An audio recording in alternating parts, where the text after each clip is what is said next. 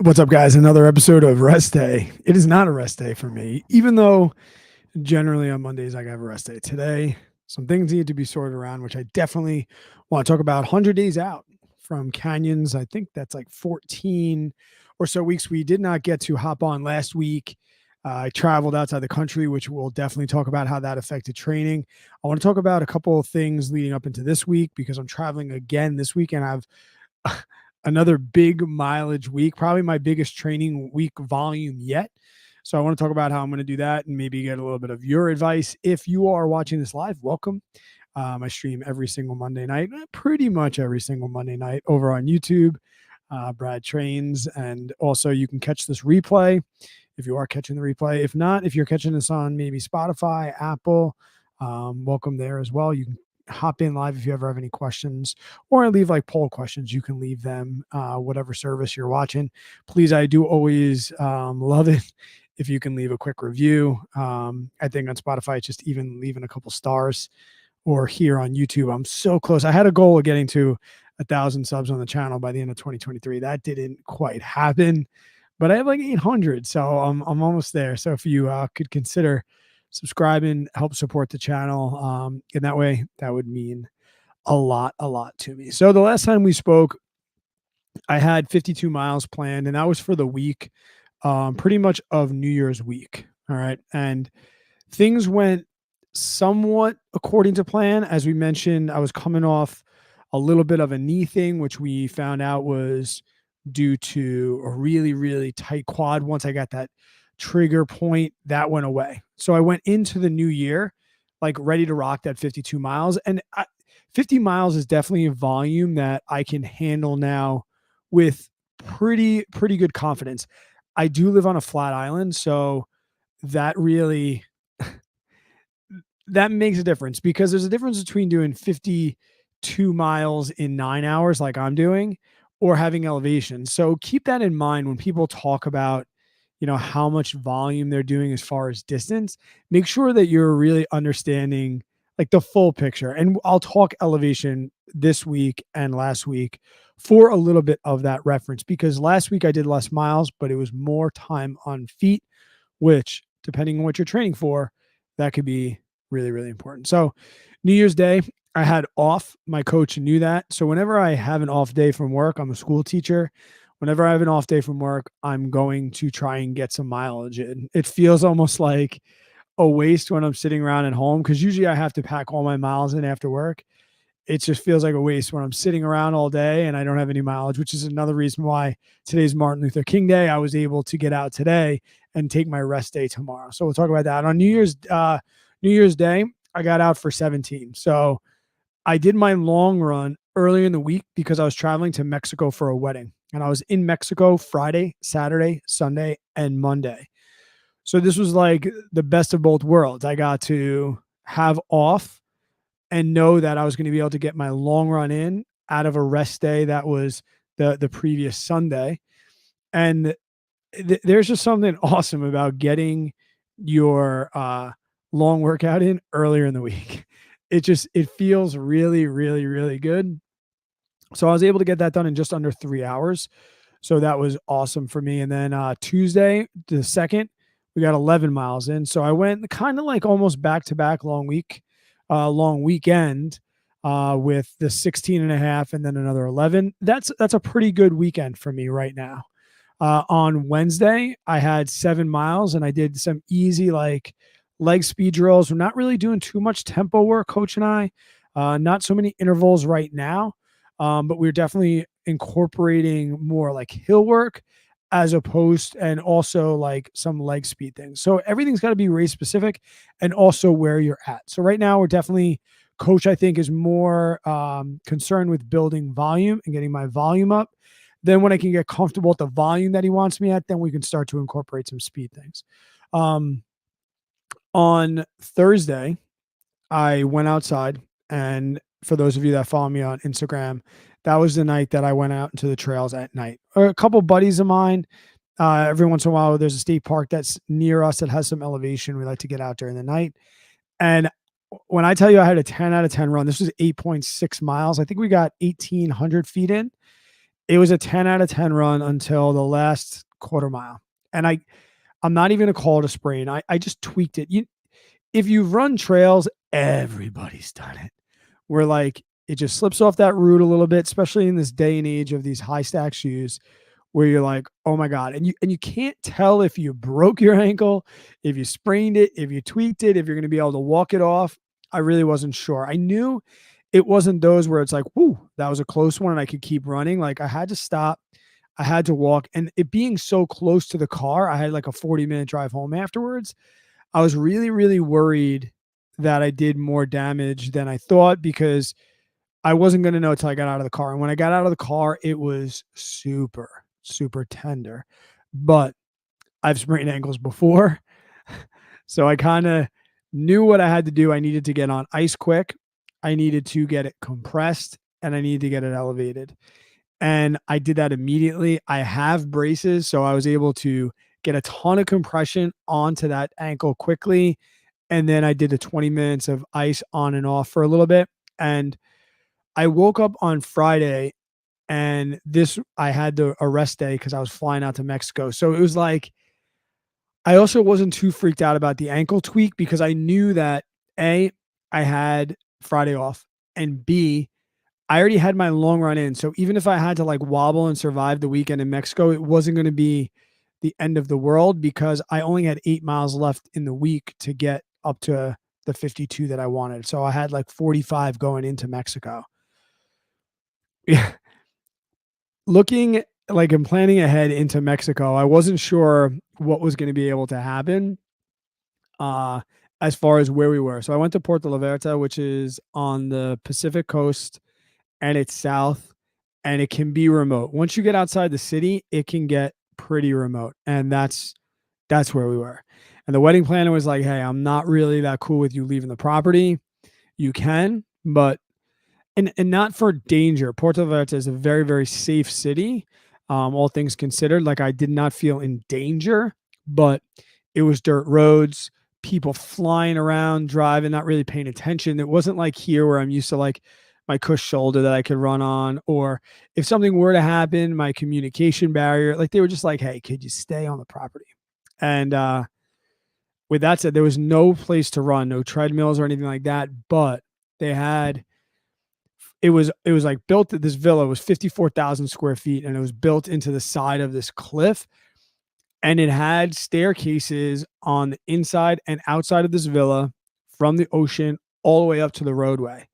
And it got me about 125 feet per trip. So I woke up Saturday. I was like, ankle feels okay. I like tested it on a couple stairs. I brought the brace with me. I'm like, if anything, I'm just going to walk stairs for 2 hours and just get as much vert as I can. So I walked stairs for 2 hours, hour and 46 minutes. That got me 5 miles. And all the staff members at this villa, they're looking at me like I'm freaking crazy. I guess when you go to a wedding with 30 people in the villa and everyone is bombed and I'm the one sober guy that's like running up and down the stairs. All right. So we got but that got me 2,000 feet. So on the 1,800 and then the 2,000 feet on Saturday, that already 3,000 feet is already a really, really big week for me. And then I was like, all right, well, I'm just going to do this again tomorrow, but I don't need as much. So on Sunday, I did the same exact thing. And I did for 90 minutes, I got 3.7 miles and another 1,500 feet. So this is that week, that first week in January was my biggest volume week of the year so far. What was the first week? So that's not that big of a deal. But 5,700 feet of gain is the most gain I've had probably in any week, probably since the 100, because like I said, flat island. And elevation is definitely something that I want to try and work on this year. It's something that's very important to me it's a weakness of mine.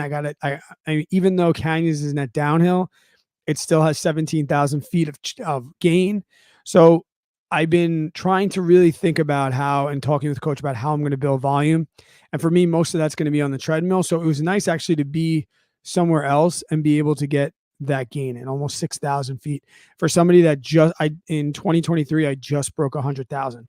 So I essentially got 5%, almost 6% of my total elevation change last year. which was great. And I got home late on Monday, which is why we didn't podcast last week when I got home. But I did then treat Monday as a rest day. And there's really some awesome takeaways from that week that I do want to talk about. Number one, I've never exercised on vacation before, unless that vacation was for exercising. But I think that I got myself so worked up about what mileage I was going to do what day. And I think if you're training for something, you have to remember, and we've talked about it briefly, but sometimes it's easier said than done, right? Like, we have our program and we have our days that things are programmed, but life gets in the way. And yeah, I was supposed to do my long run on Saturday, but I was in Mexico. So I rearranged my schedule and I made it happen. So those are the two. You have to be committed to making it happen if this is what you want. And I'm coming into the exact same problem this week coming up. So before we talk this week and what that problem is going to be, let's talk about the week that we just came off of. So the Sunday of yesterday. So I went from 52 in Mexico, then we just went up to 55. I only got 2,500 feet. So even though I got more mileage, my time on feet was much different. So I did in the Mexico trip, I was at 12 hours and 8 minutes. The week, yeah, even though I did 3 more miles, I was like 10 hours and 45 minutes. So a lot less time, but more miles because of that elevation. Got home from Mexico, took it nice and easy. By now, I'm like, okay, ankle feels good. Like it's definitely tender. It's achy, but I'm running. It's not getting worse. So we went out on Tuesday for a 10K, and I tried to push it a little bit. I went like 53 minutes. That's pushing it for me, as well as some strength work, some squats. Like I said, pretty good. Ankle felt really, really good. So we backed up the 9th. On the 10th, we went out and we did 8 more. On Thursday, we got 6 more. On Friday, we got 8 more, leading into a really, really big weekend for me. Also on Friday, we got my standard wall sits, lateral bands, glute bridges, all those things that I love to do. On Saturday, 20-mile long run. I was a little fearful of the ankle. Like I said, the ankle was present, but not getting worse when I ran. It was just more achy. And I was like, okay, well, these 6-8 mile runs are something that I can do very, very easily on a regular basis. So I was really curious what the 20 was going to do to it. And if you started going long, regardless of what the distance is, whether it's 20 miles or your long run 6 miles, you know what it feels like when things just click and things feel good. And it was a 10 out of 10 20-mile run. I got done in 3 hours and 10 minutes. So 9:32 pace for me is slower than my marathon pace. My marathon pace is like 8:50. But if I go marathon pace, I'm going to smoke myself at 8:50. So to go 9:30, and I got home feeling fresh after that 20 miles off of a 6:8 before that. So on my 5th running day in a row with 28 miles already, man, that Saturday run, that 20-mile run, aces. It could not have went any better. And that was even knowing that I had another 7 yesterday with some heavy strength. And I got the 7 in, I got the strength in, and I was feeling tired, feeling fatigued, which I should be. 55 miles is a pretty big volume week for me, especially having that rest day and then going like I said, 8:27. And then I saw that coach today. So this is kind of leading into this week and the issues that I'm having this week. And I'll give you some tips that my coach gave me that might help you. Is I had 13 today, a half marathon, which I knew was going to be a lot. And I'm still in that phase where like I'm trying to lift heavy. So I squatted heavy yesterday. So I came off of that 55-mile week of fatigue, plus that little bit of lifting soreness that you feel when you start to squat heavy. And I was up last night like, oh man, I'm traveling next weekend and I'm going skiing.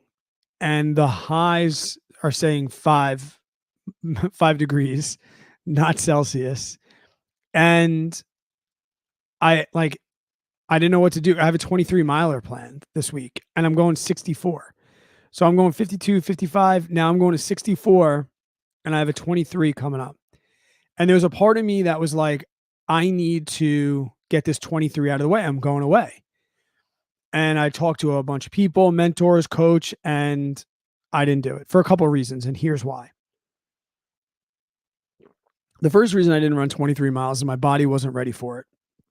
And I said to coach and I said to some friends, like, oh man, I'm either going to have to run this 23 after a day of skiing, or I'm going to have to run this 23 Wednesday night before or Thursday night before I go skiing, Friday night before I go up skiing, whenever that is. And they were like, okay, so you're making excuses. Like, yeah, you might have to run at night. I got news for you. You're 100 miler, you're going to run at night, or you're going to have to run tired. I got news for you. The last 23 miles of your 100, you're going to be tired. Like, stop overthinking this. Stop thinking that your easy long run has to be cush and right after a rest day. Like, if anything, beat yourself up a little bit, but don't switch things around and do 23 on top of a 55-mile week and risk injury, right? Because we have to like know, like, yeah, on Strava, our weekly miles resets on Monday. It says 0, right? But in reality, your fitness and fatigue is a rolling average of like your last 7 to 10 days, probably. So although on Strava it said I didn't do any mileage this week, and okay, that sounds like a perfect time to go out and run 23. In reality, that was stupid because I just come off 6.8, 6:20, like all this stuff in a 55-mile week. And so I just like was like, all right, that's right. I'm gonna run that 23 when I'm supposed to run it. And if I'm committed to this, I'm getting it done after a day of skiing if it's 5 degrees outside. And if I want to be a little bitch, I'll get it done on the treadmill. Or I'm gonna put my kids to bed one night at 7 o'clock and I'm gonna go out and run till midnight before we leave. That's just the way it's gotta go. All right. And about 3 miles into my half marathon today, I was like, that was the right decision because my legs, I was just carrying a ton of fatigue. And I think my pace today was probably 11-minute pace with a couple porta potty stops because that's my morning routine. But if you saw the picture I posted on Instagram this morning of me sitting on that bench sunrise, that was me like, all right, I got 3 miles left. That was at the 10-mile mark.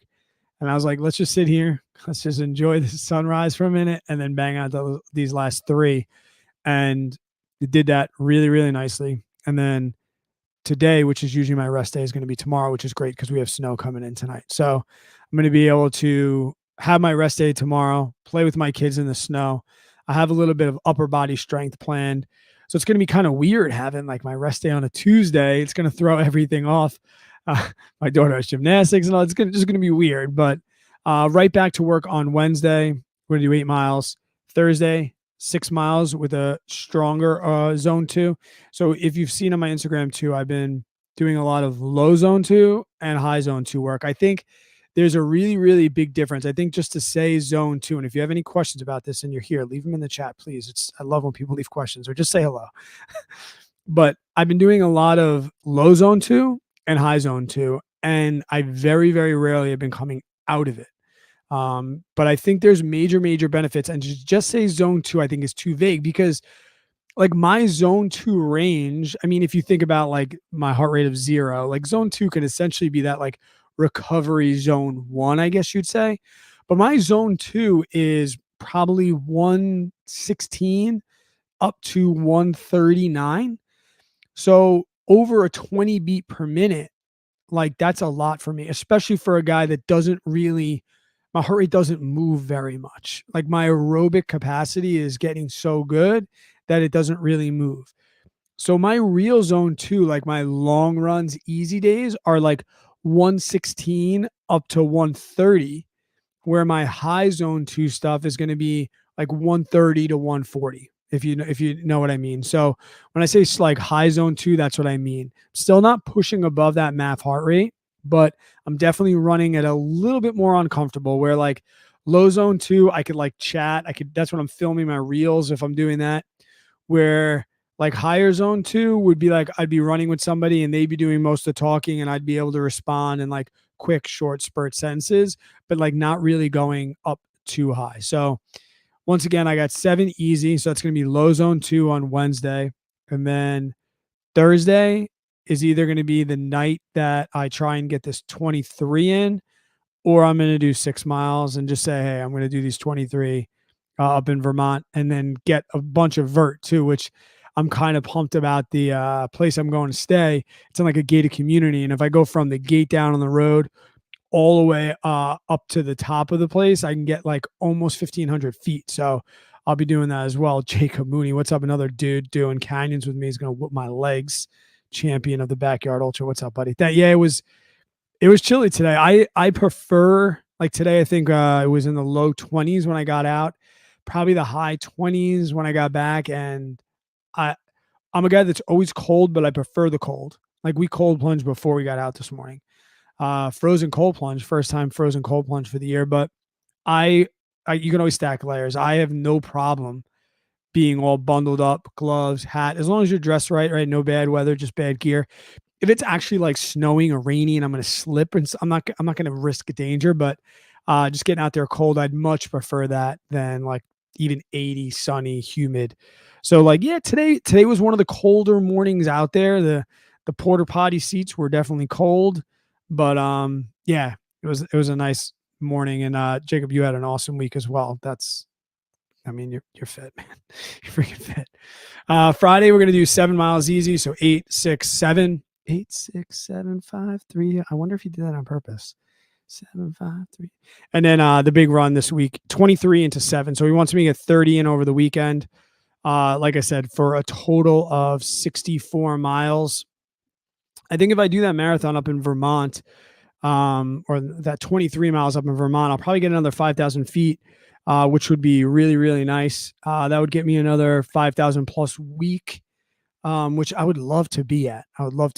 And yeah, that's rip roaring. And then I come into my first real pullback week with coach. Cause I've been with him now for 7 weeks, but like we tapered into the Backyard Ultra and then I recovered for the Backyard Ultra. So if I go back, we have done like really since the Backyard Ultra. Let me go back and just look at how this progression's been. Yeah, we did 16 after the Ultra, and then we went up to 35. So we did 16, 35, 40. Then we did 52, 55, 65. So that was probably my real like 3-week block. He was probably like, all right, no more messing around with this Backyard Ultra bullshit. Let's do it. And yeah, so the block was probably 52, 55, 65. And then he's going to pull me back to 45, which we'll talk about next week after we figure out the skiing debacle and what's going to happen there. And I mean, here's like kind of the takeaways too with the skiing and things like that is like, it's not like I'm going somewhere to be sedentary. I'm not going to be drinking. Even if I cut my mileage a little, family time and memories is really, really important to me in this stage of life. And I have no problem being a mile 80 in canyons and being like, I'd be going faster if I didn't take that ski trip. I'm okay with that, especially going with my kids. Like it's not a selfish trip. I'm taking my kids in the Northeast. We don't get that many opportunities to do so. So I am going to take that. That's one big takeaway I have. Trying to think of some other things my coach told me this week that I could pass on to you guys. Definitely keep on top of electrolytes, even in this cold weather. Sometimes you don't drink. Even though it's cold today, I really made sure I have timers on my watch because you're still sweating, especially if you dress appropriately. You may not dripping sweat, but like my base layer, I was sweat through my base layer today, and I have reminders on my phone to keep drinking. I still in the 2 hours drank a liter of water, where I know some people go out when it's colder and they just skip water, and then the afternoon is just a debacle. Like they just get beat up. So in these colder temperatures, please make sure that you, what's up, Derek? How are you, man? Welcome. Let's make sure that you're taking in all those electrolytes. And, even in the really cold days when it's windy, I like a little bit of Vaseline on my cheeks. That definitely helps. And two, like I was also talking with coach about like visualization and how important that is to me, because we talked earlier in this training block and earlier in these episodes that, mental toughness is definitely something that I'm working on and something that I need to work on. And visualization has definitely helped it. And he's like, hey man, it sounds cheesy, but like sometimes when you're, in the last quarter mile, like visualize you're coming into the finish line, especially if you're tired, like throw your arms up and celebrate when you get to your house sometimes, or Little things like that, I think, have been going really, really far for me.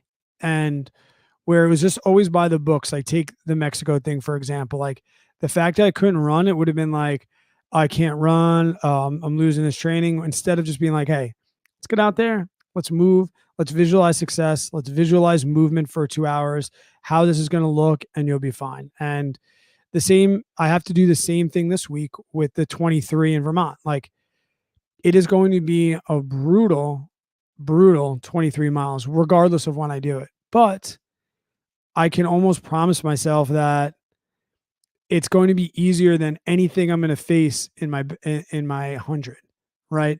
There's no way that this run that I'm going to do is going to I'm going to be more tired going into it than my last 23 miles in canyons. There's no way it's going to be darker, or it's going to be more of a mental mind game. So it's almost like a blessing that I have this trip planned, because now I can use that as a tool in my toolbox of being like, I overcame that, just like I overcame Mexico. I'm going to remember that Mexico trip. You know, I'm going to remember in canyons when me and Jacob are hiking up a hill in the middle of the night. I'm going to be like, those damn stairs in Mexico, here they are. So maybe it'll be cold in the middle of the night and I'll be able to say, man, that damn weekend in Vermont, like, I'm glad I got that 23 in. And also too, because I know sometimes it comes up, I do want to mention this with long runs. Breaking that long run up. Some people I've been talking to have suggested, hey, Brad, like, if you're away, why not just do 13 in the morning, 10 in the afternoon? And I think personally, and I'll talk from both the athletes that I coach and also being coached, my coach had pretty much the same answer that I give my athletes. And it's like, that's okay every once in a while, but it probably shouldn't become a habit. And the reason is, long runs have a lot of physical and mental adaptations. And like, say, for example, like I had 20 miles every week, and every single week I cut it at 10 in the morning and then 10 in the afternoon, or I did 12 and 8.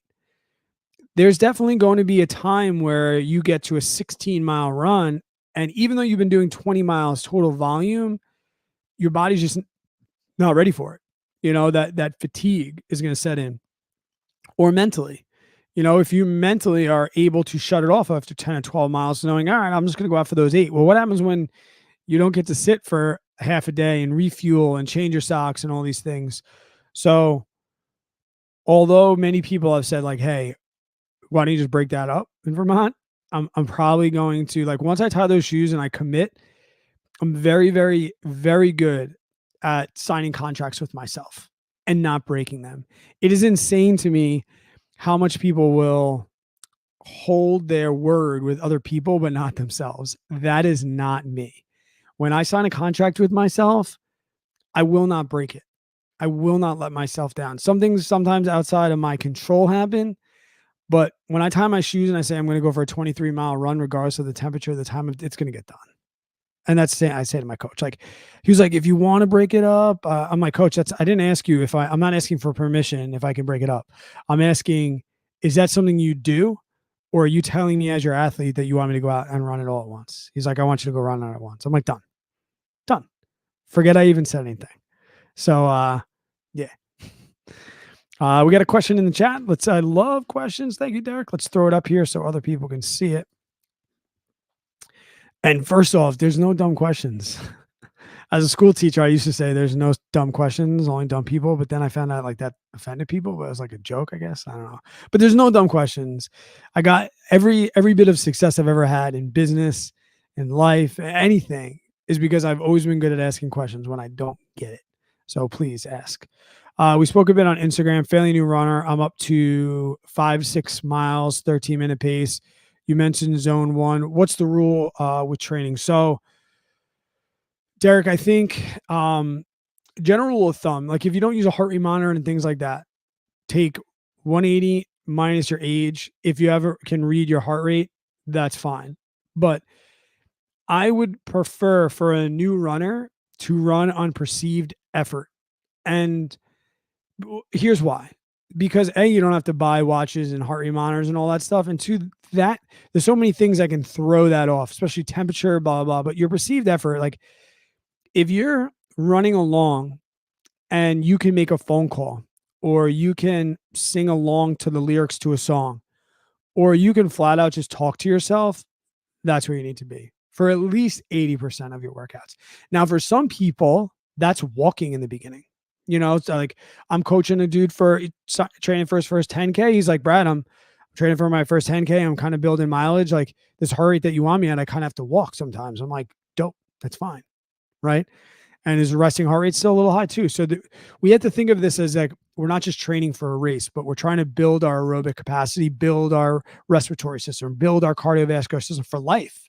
Like stay ready, like fuck the race. Who cares about that? So I believe in low RPE for like 80% of my training. When I build a week, and this is when I was self-coaching, Derek, and you can use this formula however you want, right? Start with roughly how many miles you want to run that week, okay? Then you have 2 quality days, 2 days that are the most important to you. One of them is your long run day. All you have to do is take your total mileage and take 30% of that. Done. Money in the bank, shorty, what you drink, okay? So if you want to run 10 miles, your long run is going to be 3. That's it. It should not exceed 30%, in my opinion, 35 maybe. And like I said, there's some nuance and some leeway there. I'm talking general for a new beginning runner. Take 30% of that. That's your long run. Your second workout is going to be one of 3 things, really. It's going to be hills if you're training for a hilly race. So hill repeats or something like that on the treadmill, walking at a high, steep incline. It's going to be speed work, whether that's intervals, tempo blocks, whatever. Or it's going to add to a back-to-back weekend. So a long run, and then maybe 10% less than that would be the next day. So if it was 3, maybe the next day you do 2. And that would be half of your whole weekly volume. So now how the hell do you program the rest of the week? All you do is take the remaining miles, and those are zone 2, and you break them up however you want. Perceived effort, conversational pace, right? So if you get 30% and then the next one is 5, so you have 5 miles left and you have Monday through Friday, break those up however you want. It shouldn't exceed 3, right? Because that's your long run. So maybe you run 2, 1, 2, 1, and you take a rest day. Maybe you do 2, 2, 2, and you take a rest day. So, that's really the best way I can do it. Don't worry about pace. Screw that. Think long-term, think a year from now when you're doing 10-minute pace.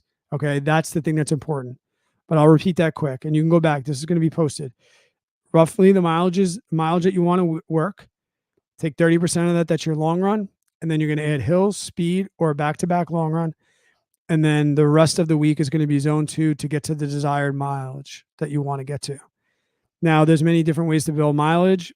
I do same miles for 3 weeks because I like my body to adapt. Then I go down 30% and then I go up 20%. I made a reel on that. If you want that reel, reach out to me, Derek, on the building volume, and I'll just DM me and I'll send you that reel so you can, I use examples and I can do that a little bit quicker. I hope that answered your question. If you wouldn't mind talking about your upcoming race, I'm not super familiar with Canyons. Absolutely. I'll tell you about the 3 races I have between now and Canyons. And then I'll talk about the one that I signed up for after that as well. We'll hit them all. The first thing I'm doing is in 2 weeks, I'm pacing my good buddy, JJ Buckner, to his first marathon. It's going to be nice and easy. Probably 5-hour effort. I'm going down to Jacksonville, Florida to run Donna's marathon with him. That's on February 4th or 5th. For me, in my training, that's just going to be a long run day. I'm not tapering into that. I don't need to push because I'm pacing him. And with all due respect to him, I'm just a little further along than him. So running at 12-minute pace, 13, even 11-minute pace for the marathon wouldn't really be that big of a deal. That'll probably just be a big mileage week for me. I'll probably end up running, probably be a back-to-back long weekend kind of deal for me. My second quote race, which is more of an event because it's not an actual race, is me and the guys from Recovery Strong. They are pretty much my sobriety recovery crew. And they support everybody through, fitness and adventure. So you can find them, Live Recovery Strong on Instagram. If you're doing dry January, you're thinking about sobriety, recovery, and you need somebody like, obviously I'm a resource, but uh, me, those guys, and another guy that's affiliated with them, a great ultra runner in his own right, Taylor Spike. We're going to go out and we're going to run rim to rim to rim of the Grand Canyon, start at the south rim, take the South Kaibab Trail all the way down to the river, back up the north rim on the North Kaibab Trail, turn around, come back, try and get that all done in one day. And I'm doing that on March 28th. So that's kind of 1 month out from canyons. And that will be part of probably 100-mile week with probably 15 to 20,000 feet. That's part of like my peak week. Um, and yeah, so that's what's next. I'm sure you're familiar with the rim to rim to rim of the Grand Canyon. And then Canyons is a 100-miler. It's in Auburn, California, which is up by Sacramento. Many people call it the poor man's Western States. A lot of it is on the Western States Trail, or at least the back half of it, at least. It has a net downhill, but it still has 17,000 feet of change. So essentially, it kind of starts up here, and then it loops down, and it comes back up. So the whole trend is down, but it kind of does this all the way down. From what I heard, very, very nice trails. Last year, it was hot, hot, hot, like in the 90s hot. It is a UTMB race, so you get some UTMB stones if you're interested in qualifying for that. They have a 100K, a 50 miler as well. My wife is doing the 50K. It's going to be my first 100 miler. And I chose that race, one, because I like to plan vacations around my races if I can, because I'm a school teacher. So that race fell on my spring break. Many people think that I'm supporting the UTMB, right? I'm not going to get into that drama because I don't deal with like politics and things like that. I picked out Canyons because of it falling in my spring break and the fact that I don't have to take any personal days. That was like reason number one. Also, too, I wanted an early season race because I love to train in the winter. As I just mentioned a little while ago, I love training in the cold. So I come out of winter pretty fit. And also, I wanted to get that out of the way and then enjoy my summer. Last year, going into a fall race, I didn't really, not that I didn't enjoy my summer, but I spent most of my summer worrying and grinding for that race, where now I'll get this out of the way. It'll be a major, major milestone.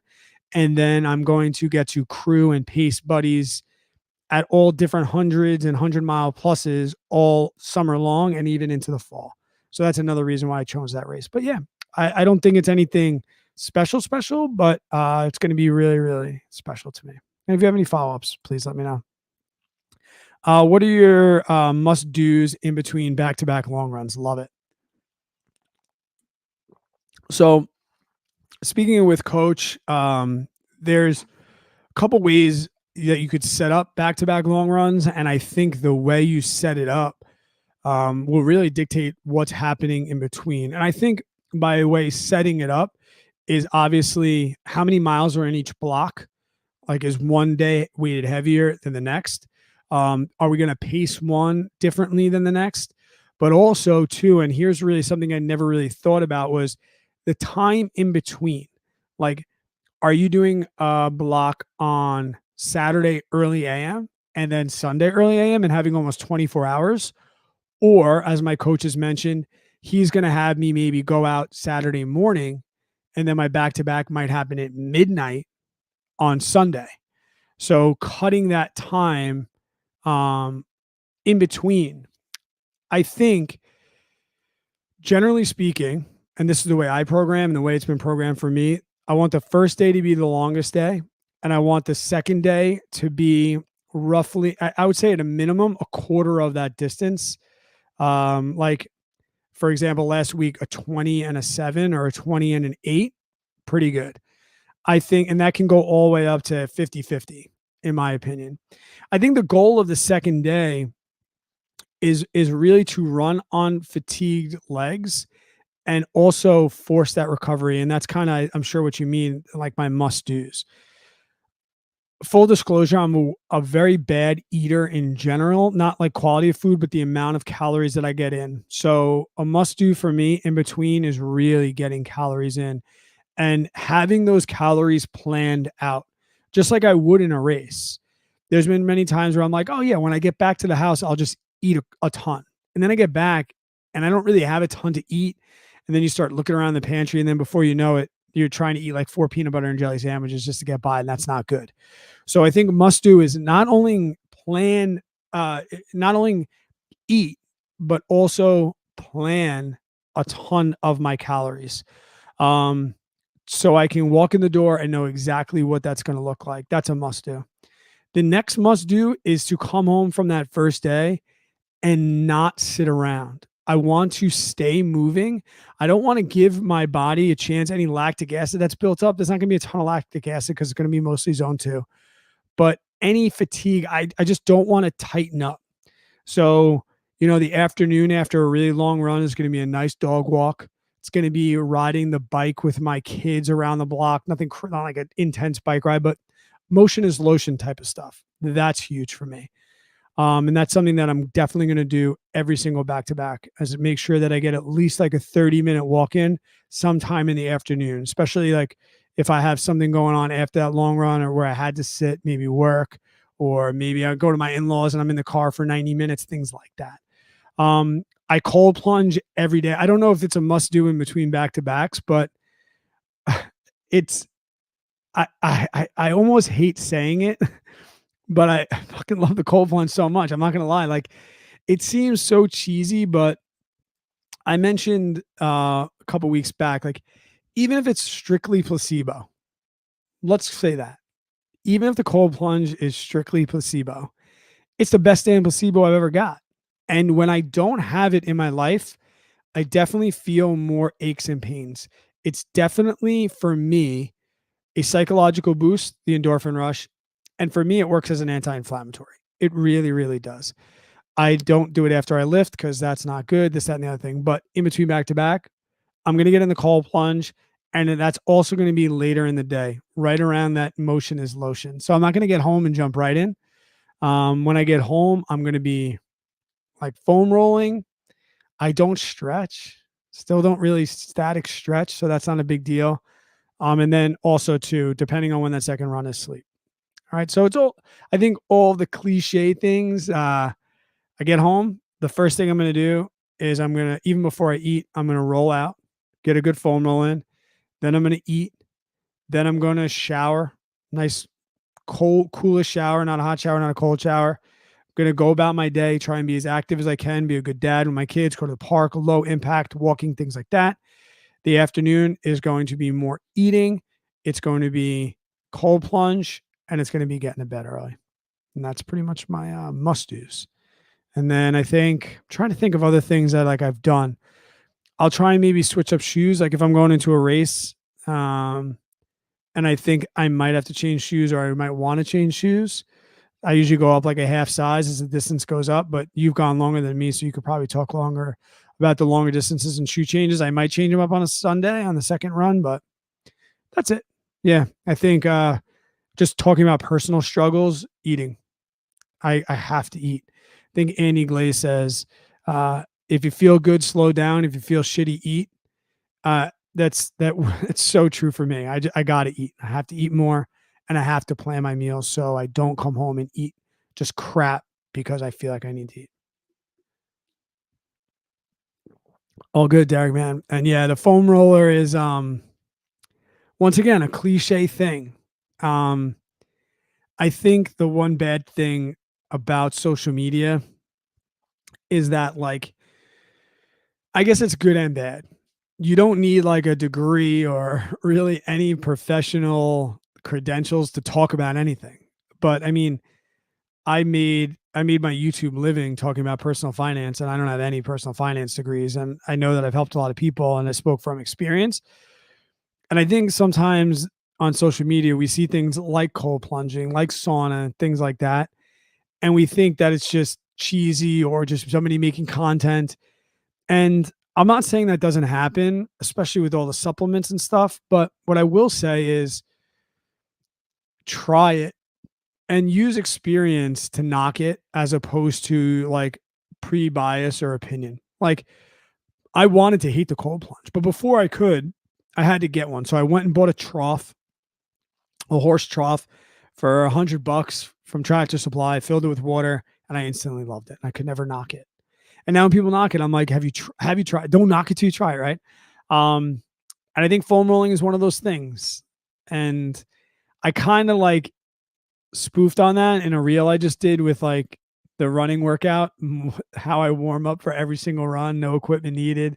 And I just posted like I just jogged for 10 minutes. Like, because I saw so many of these like, here's the routine that you need to do before every workout. It just looks stupid. And like, if you take those reels, all it is people moving, right? So just jog. Why do you need to like, I don't know, look like a dope?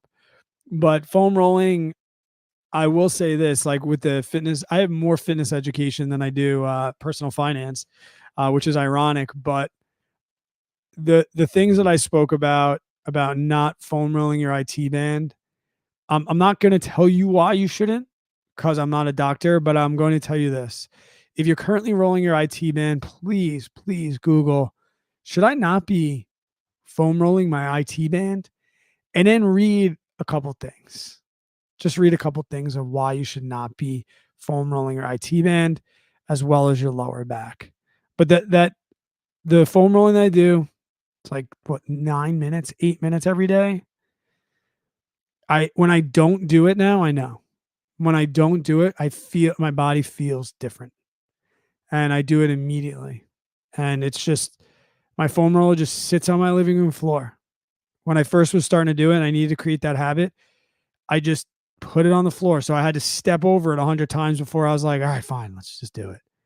And now it's just like, Avery Brody, where the hell is my foam roller?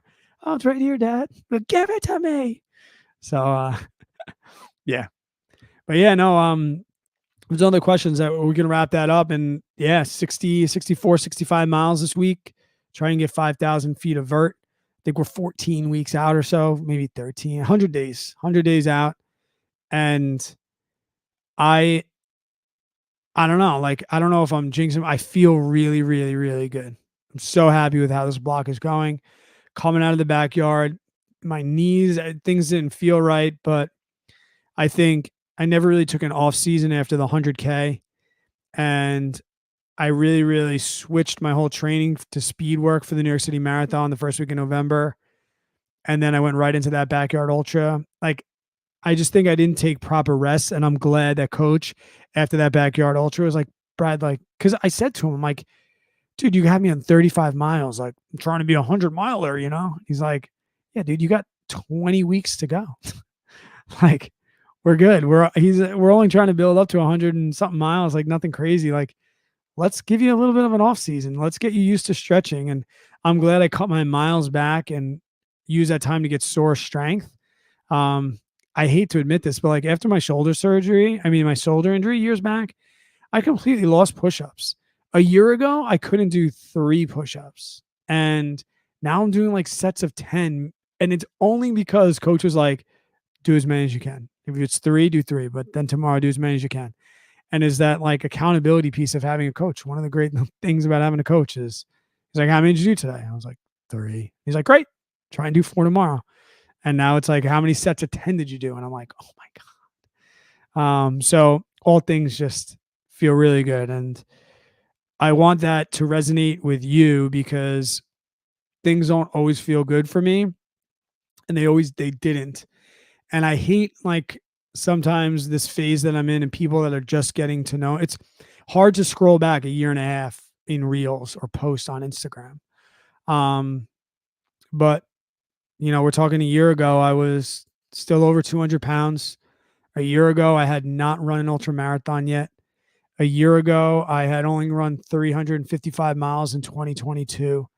I've been working my ass off, and I'm really proud of myself for that. And I'm really happy with the opportunity that I have here to like, get other people there. But I want you to know that like, please stay consistent. A year goes so fast. A year goes so fast, and it's night and day. It's night and day. It's night and day in 1 year. I've never had like I've always been a alcoholic. I never had like a nice toned fit body. Man, I can't wait for summer. Like I'm 18 again. This summer, no shirt, no shoes, no problem. Can't wait. I'm gonna be a 42-year-old guy. It's like, I'm just gonna take my shirt off. I'm gonna mow the lawn with my shirt off, all that shit. I'm gonna drive to the beach with my shirt off. Can't wait. And I earned it. A lot of cold mornings, like Jacob said this morning, and you can do it too. You can do it too. Before I babble on too long, once again, if you're catching this on YouTube, please, if you could, consider subscribing. See if we can get me up to 1,000 subs in the next month or so here. And then YouTube will pay me some money to do this, and then we could just dump it right back in and do dope races and have fun, and travel around and meet you guys, and that would be sick. If you're on Spotify, you can you don't even have to leave a review, but you can leave some stars. That will help boost me up so people can listen to this and it'll get recommended to them. Or if obviously being the small word of mouth. If you think that something I said, can help somebody else, no shirt. No shirt. A shirt with a vest on though. Oh, shirt with a vest on. Have you ever made that mistake, anybody? Oh yeah, it's a hot summer day. I'll just wear my Solomon vest with no shirt on. That was a terrible mistake. All right, I'm not into football, but I'm studying so that I don't look like an idiot at whatever Super Bowl party I show up at when all the manly men are talking football. Because God knows they don't want to hear about my running shoes. So I've been studying football all weekend, and apparently there's one more game tonight. I got to go watch that and take some notes. If anything, I'm an academic, so I'm going to walk into school tomorrow, and my students are going to think I am an NFL professional. All right, guys, you're the best. I appreciate you. I'll talk to you next time. Shoot me a DM if you have any follow-up questions or you just want to say what's up. I don't know who to follow because all I just do on Instagram is scroll. So DM me. So I want to follow you. You guys are people relevant. So let me know so I can follow you back because we're all on the same team here. All right. Go check out Recovery Strong. Tell them Brad said hello. They're really, really, really good people. Even if you're not sober, they're just good people to have in your life, and they might make you think that it might be a good idea. But I can't say enough. I love those fucking guys. I love Taylor Spike so much. They're getting me there, getting me to the promised land, and they're changing my life every single day. So maybe they'll change yours. All right, guys, take it easy.